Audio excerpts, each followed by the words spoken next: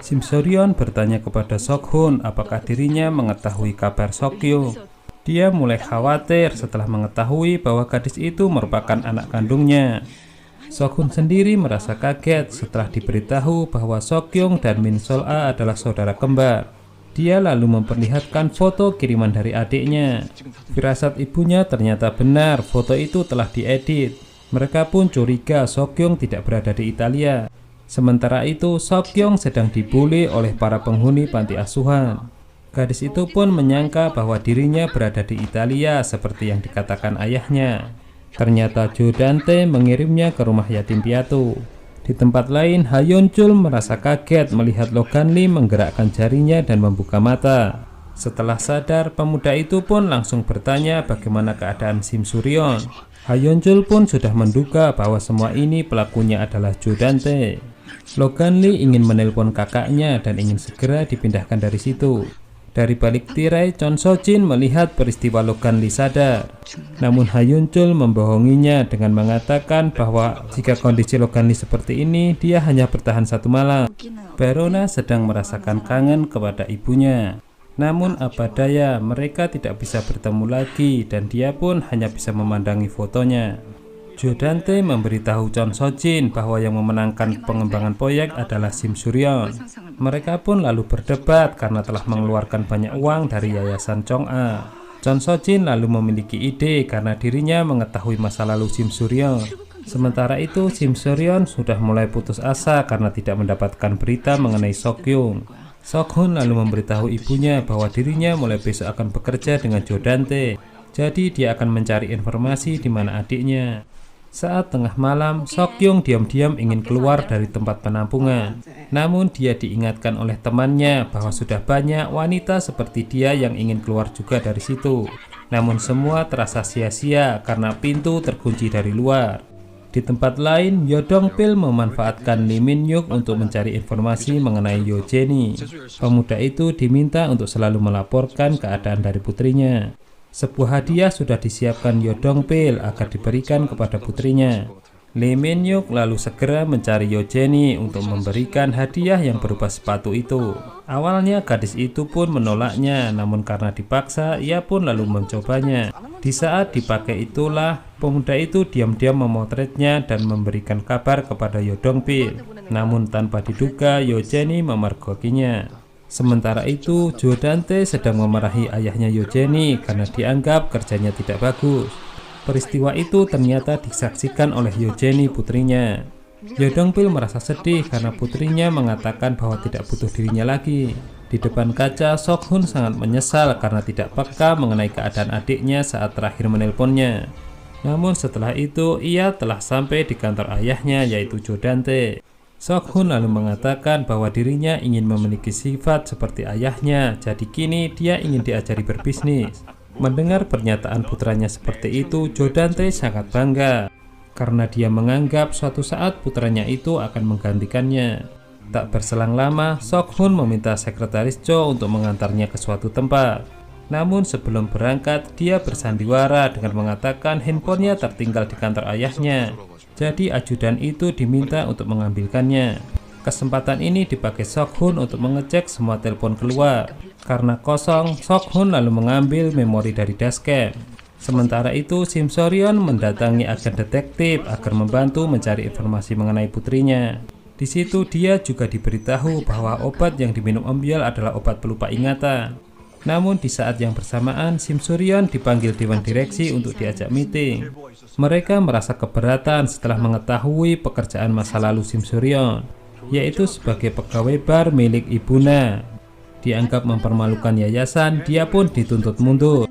Sementara itu, Ha Eun-byul menghampiri Baerona yang saat itu ikut audisi. Dan seperti biasa, mereka pun terlibat perdebatan. Ha Eun-byul kembali mengungkit bahwa Baerona adalah putri seorang pembunuh, jadi dia tidak layak ikut audisi. Tiba-tiba Chon So-jin datang dan berusaha untuk menengahi.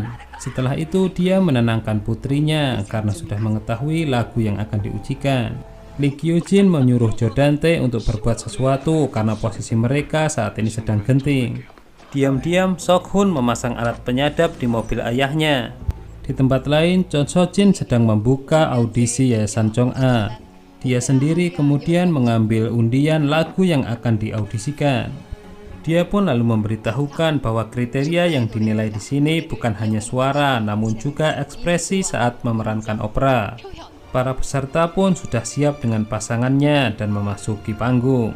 Semua tampak menampilkan kemampuan terbaiknya. Namun di tengah lagu tiba-tiba musisi pengiring menaikkan nadanya. Tentu saja ini membuat Ha Eun-byul sangat panik. Dan berbeda dengan Baerona yang sangat tenang melantunkan lagu itu.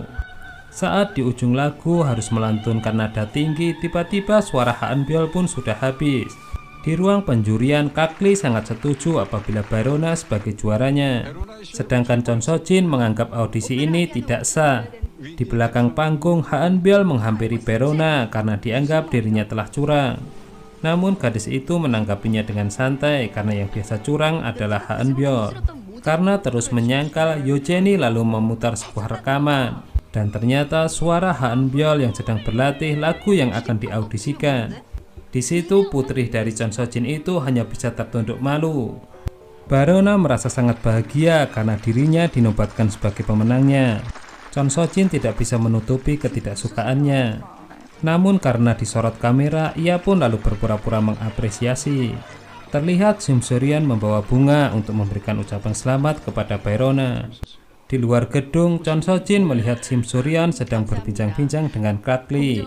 Dari situ dia menganggap bahwa mereka telah bekerja sama.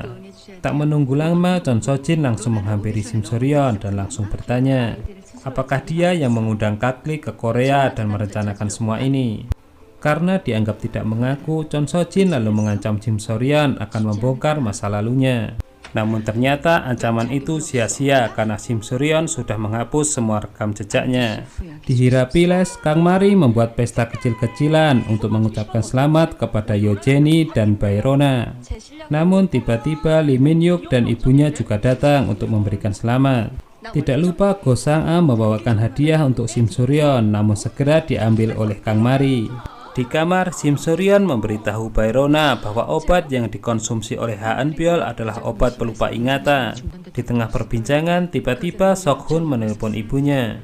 Baerona segera mengajak Ha Eun-byul untuk bertemu di ruang komunitas. Di situ dia memperingatkan kepada temannya akan bahaya dari obat yang dikonsumsinya. Namun ternyata Ha Eun-byul merasa tidak peduli. Go Sang-a berpamitan pulang karena ingin menyiapkan makanan untuk suaminya. Namun tiba-tiba tangannya ditarik oleh Kang Mari karena dirinya ingin memperlihatkan sesuatu. Dan ternyata sebuah video saat suaminya sedang bersenang-senang. Sok-yung merasa tidak terbiasa dengan makanan di panti asuhan. Dia pun merasa putus asa karena tidak bisa keluar dari tempat itu. Gadis itu lalu sengaja membuat keributan agar dirinya bisa dibawa keluar. Kesempatan itu pun dipakainya untuk melarikan diri.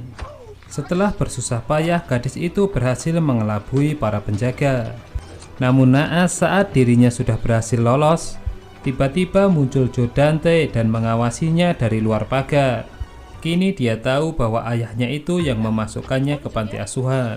Sim So-ryun diberitahu Sok-hun lokasi di mana ayahnya berada. Dia lalu segera menyambangi lokasi itu bersama para detektif yang disewanya. Sok-yung sama sekali tidak menyangka bahwa ayahnya telah membohonginya.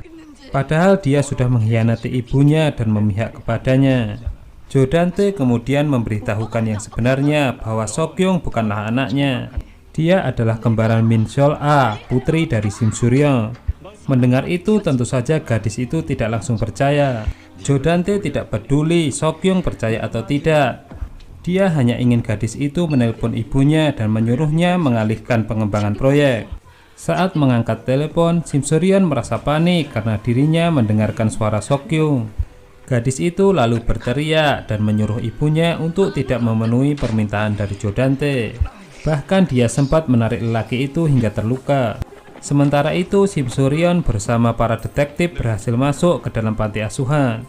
Pengakuan Jo Dante benar-benar membuat Sok-yung sangat menyesal.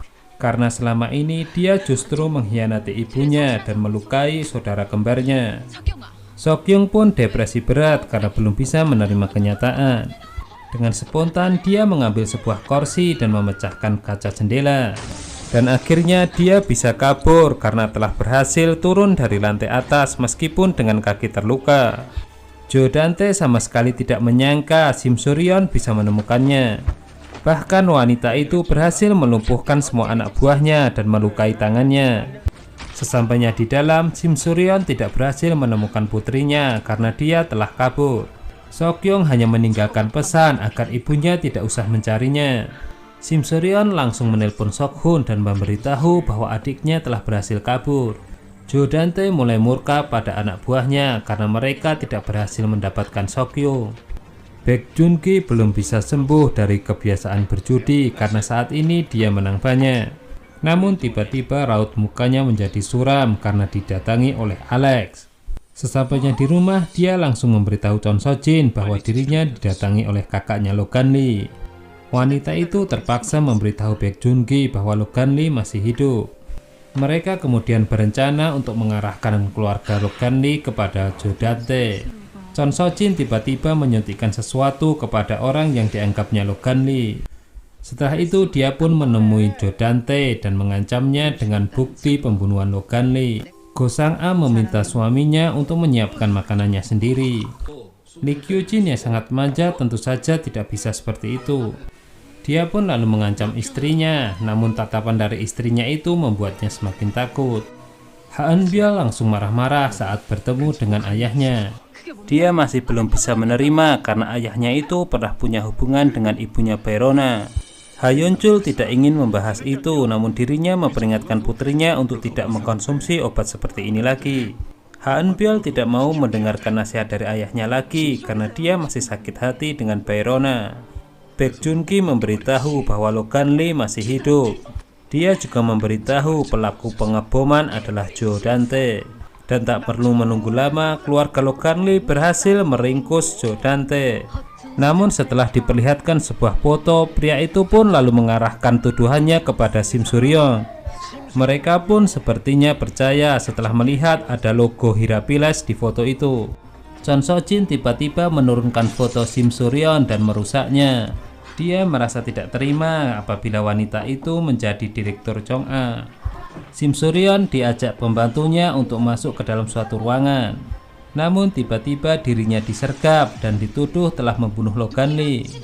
Di saat dirinya menyangkal, tiba-tiba Joe Dante datang. Dia pun mengarahkan semua tuduhan kepadanya. Shim So-ryun menyangka kekasihnya itu tengah kritis. Saat ingin melihatnya, dirinya justru ditangkap oleh keluarga Logan Lee. Di tempat berbeda, saat sedang menghitung uangnya, tiba-tiba Baek Jun-gi diculik orang tak dikenal. Nasib serupa juga dialami oleh Ha Yeon-chul. Di scene ini diperlihatkan bahwa Chon So-jin sudah lama dendam dengan Shim So-ryun. Dia sering dibanding-bandingkan dengan wanita itu, bahkan di hadapan suaminya sendiri. Jelas saja dia sakit hati dan kini ia ingin memiliki apa yang dimiliki oleh Shim So-ryun.